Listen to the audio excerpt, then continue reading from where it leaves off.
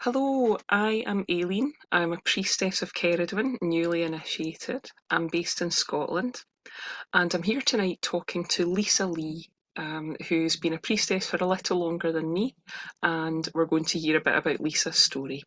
Lisa's based in Widnes, where she has a pop-up goddess temple dedicated to Cerridwen, and I'm looking forward to hearing about Lisa's experience tonight. So hello Lisa, and thank you for your time.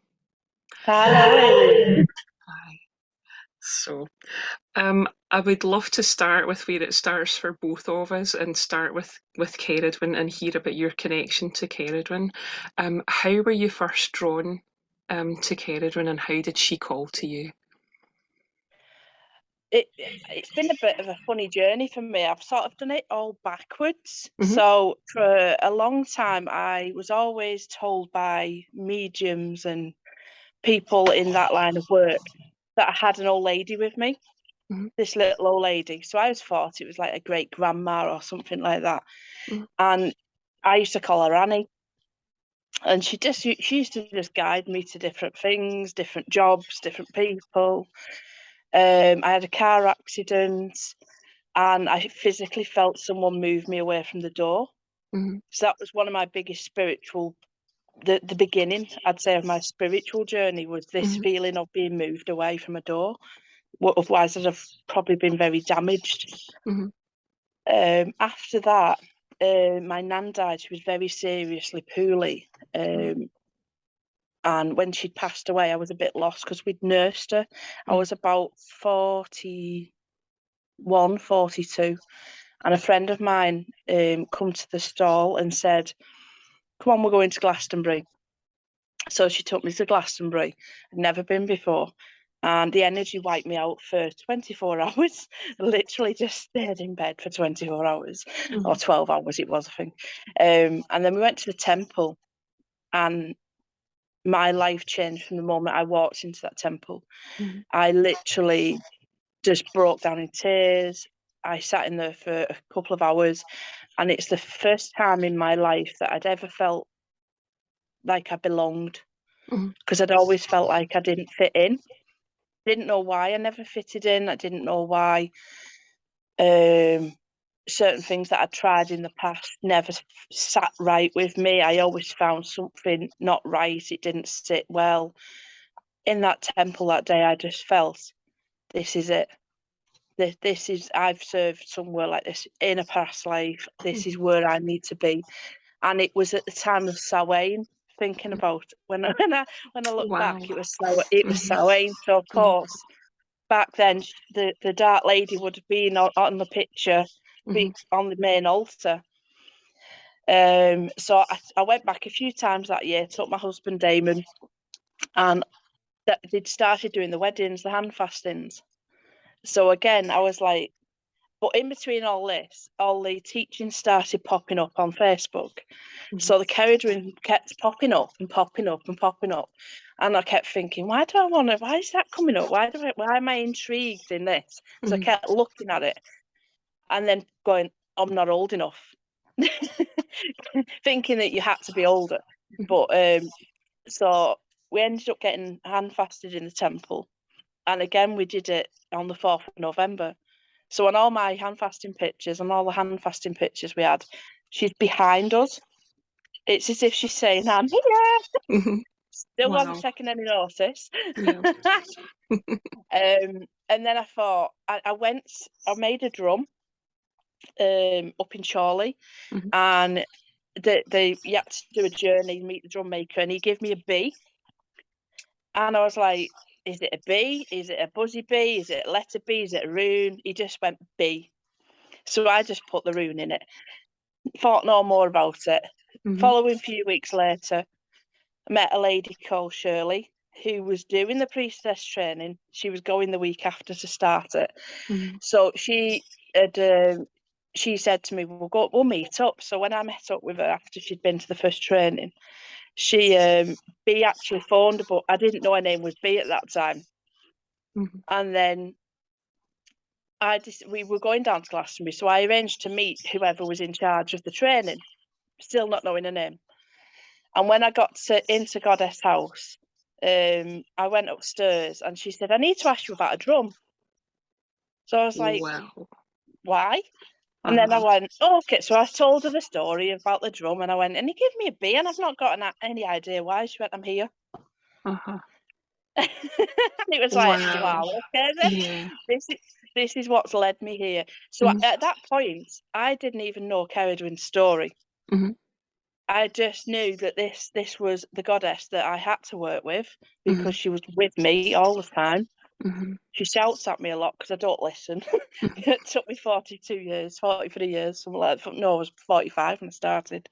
Um, so it took me a long time to sort of start listening. Mm-hmm. So that's, and then I was allowed to start the training, even though the training had started, Mm-hmm. because B said there was obviously a reason I was meant to be there. Mm-hmm. So that's, but my connection has just got stronger. Now I listen to it, it's just stronger and stronger. Mm-hmm. Yep. Yeah. Wow.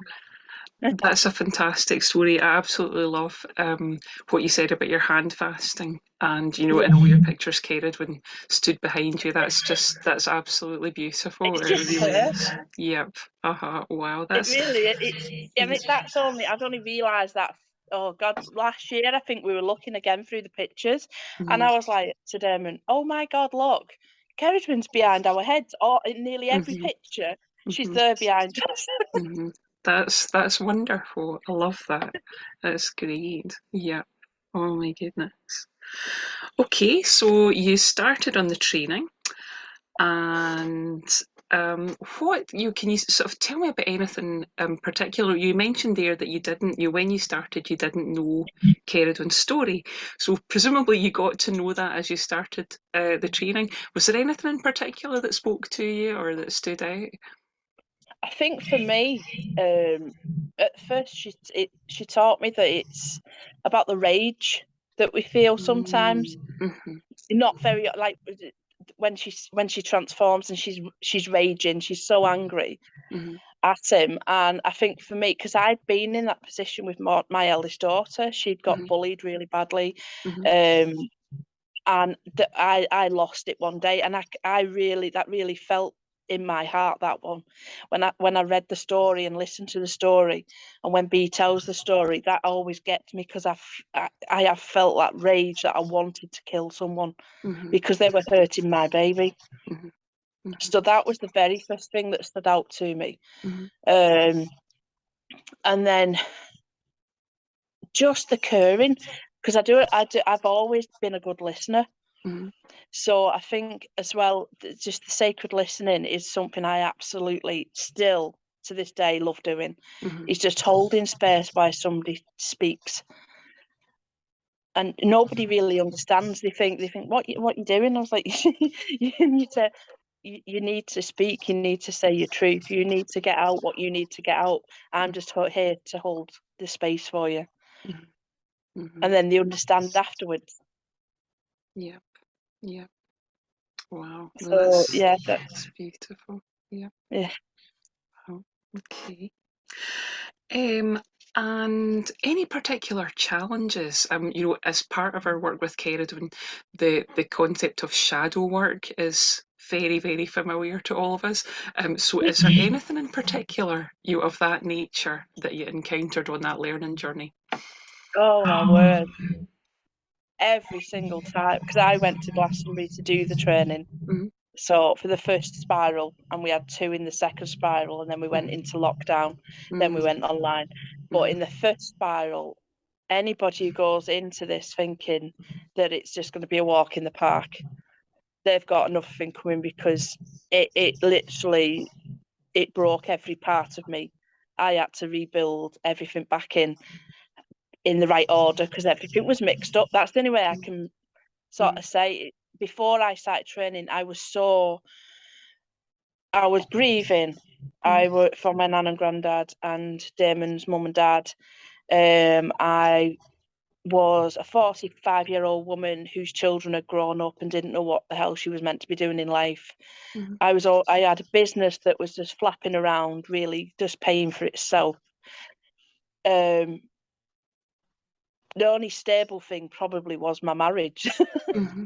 And literally, when we started, I remember the first training I went to, we had to call in, and I didn't even know what we were calling in Mm-hmm. because I'd always done it the pagan way. Mm-hmm. And I'm like, you're doing it the wrong way, because obviously I'd missed the first one. Mm-hmm. So I didn't have a clue what they were doing. Mm-hmm. And I freaked out a little bit. I did it, but I freaked out a little bit, and I could not get my head around Mm-hmm. the calling in, the 9 Mm-hmm. aspects. Mm-hmm. So Kelly from the Bala Temple actually spent time with me on the phone one night during that year and explained everything, Mm-hmm. which is what sisters do. So that made that easier. But also on that first one, we were doing an exercise, and literally I turned a card over and I sat for about 2 hours crying, Mm-hmm. because it was just my granddad. It was, Mm-hmm. and that grief that I hadn't let out had Mm-hmm. to come out. Mm-hmm. So, and B just left me in a corner. So it Yeah. was just, I needed to get it out. And that Mm-hmm. really helped me with that journey of self-healing Mm-hmm. that first year. Mm-hmm. It gave me my confidence back. It gave me a purpose. Mm-hmm. Um, Everybody says they can't believe how I used to be to how I am now, Mm-hmm. because I've been around a lot of strong women over the years, and I would always be stood in the background. I wouldn't stand in the front, Mm-hmm. and I'd support them and help them on their journeys. But for me, it was like about them, not about me. Mm-hmm. So for me to actually stand in front of people and do all the calling in and doing a hand fasting or Mm-hmm. do a ritual in the temple, even holding the space in the temple, it's a massive Mm-hmm. thing. That if you'd have met me, even B will probably tell you that if you'd have Mm-hmm. met me then, you wouldn't even think I Mm-hmm. was the same person. Mm-hmm. I was like I was a little mouse who didn't really, Mm-hmm. I was terrified of it all. Mm-hmm. Didn't know why I was there, Yeah. but she had a plan and I had to go along with the plan. Mm-hmm. Yeah. So yeah, it's Wow. been an interesting journey, and I think anybody who needs to, because I'd been looking for something for a long Mm-hmm. time, and I found it with the temple teachings, with the Cerridwen training. Mm-hmm. It really did help me help myself Mm-hmm. and to heal the things that I'd been carrying for a long time. Yeah. Wow. Okay. And so now, obviously, now you've gone through that learning journey and you've initiated as a priestess, and now you are an active priestess in your community. Yeah, And you mentioned earlier when we were sort of introducing this that you've got a pop-up temple. Can you tell me yeah. a wee bit about that? Well, the where I'm sat now is, this is my temple space that I use all the time, Uh, and it's this room. Well, the shop basically mhm, come about.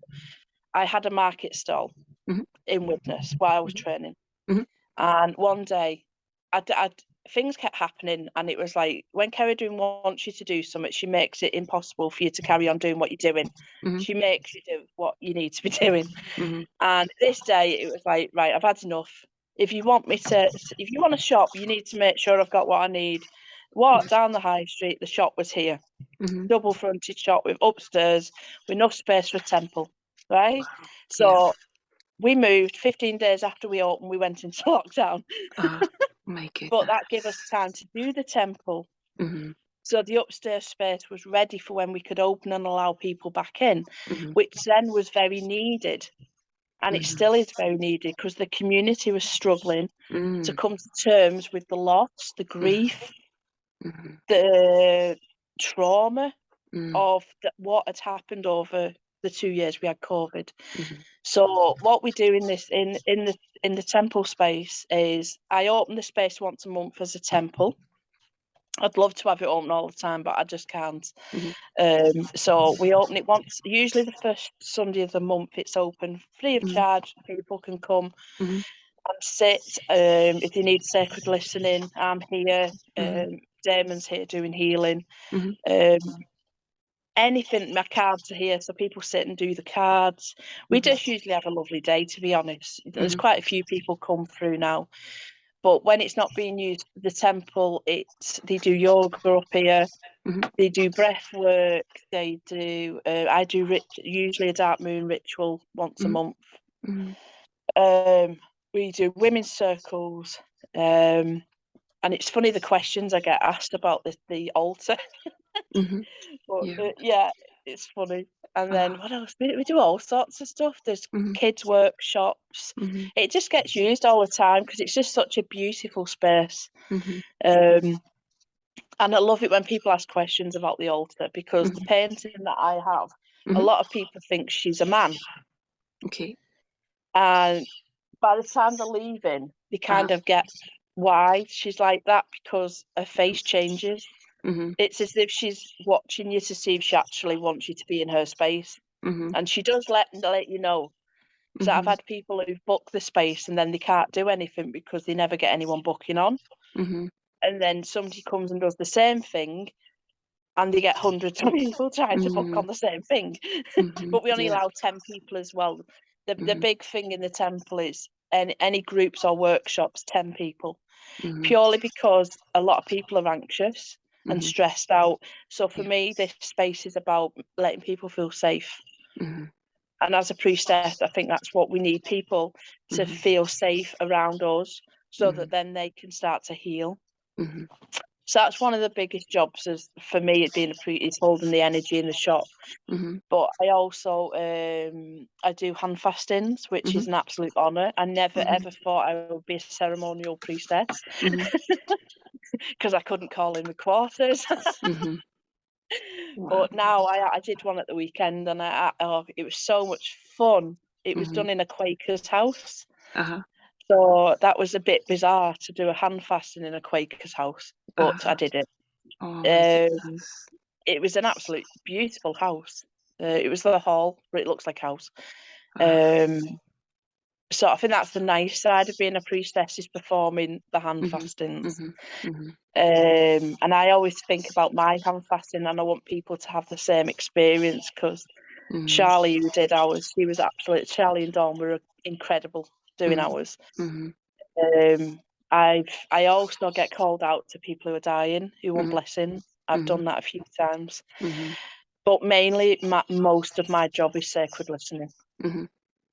So yeah, that is mainly what I do in this community. Yeah, it sounds like you're doing absolutely incredible work, for Cerridwen, in the place that you live. It sounds amazing, and I hope to visit your temple one day. I love the fact that even though you've got events and happenings in that space, Cerridwen's always present, and it's her space, and she'll be making there'll be so many connections that you maybe don't even know about yet that have come about because they've come to the space that you've created. That's beautiful.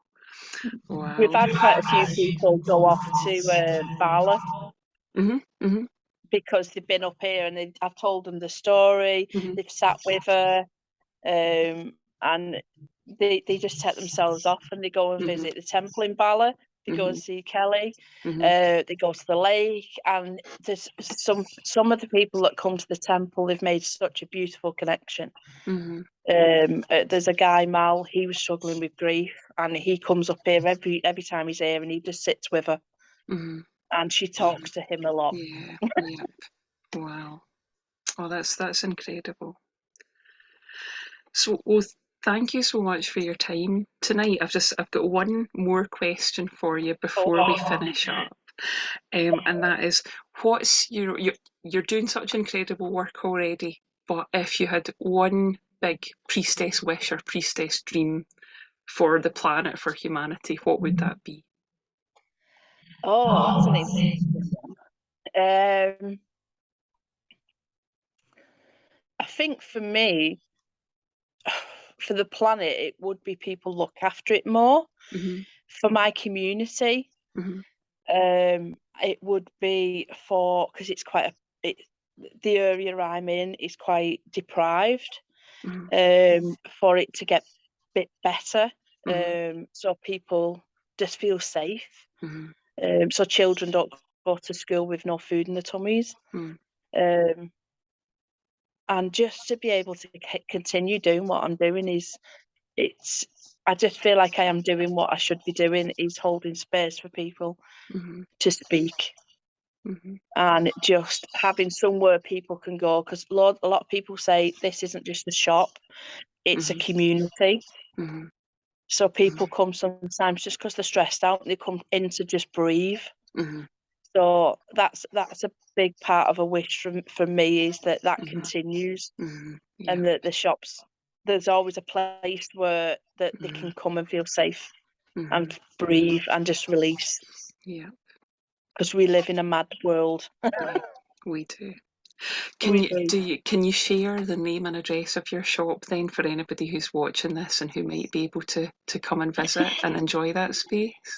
I can. It's Ah, called, madly enough, it's called Angel Dust for. ah, It's the weirdest name for a witch shop under the sun, because I didn't start off as witchy, but it's called Angel Dust. It works. mhm, And we are in 75 Widnes Road, Widnes, WA 86AZ, I think it is. mhm, And we also have another shop now. mhm, We have two shops. Cerridwen's got another plan for us. I have no mhm. idea why. Okay. And it's in Frodsham on 34th Church Street, I think it is, in Frodsham. I should know Lo- the address of Lovely. Don't Okay. ask me the postcode. We do have a website as well, Mhm. angel-dust.co.uk it is. Lovely. Okay. Well, thank you very much, and we'll probably come back to talk to you again sometime and find out what that next stage of the plan is, because that sounds exciting. So, thank you so much for your time. Thank you. Thank you. Thank you.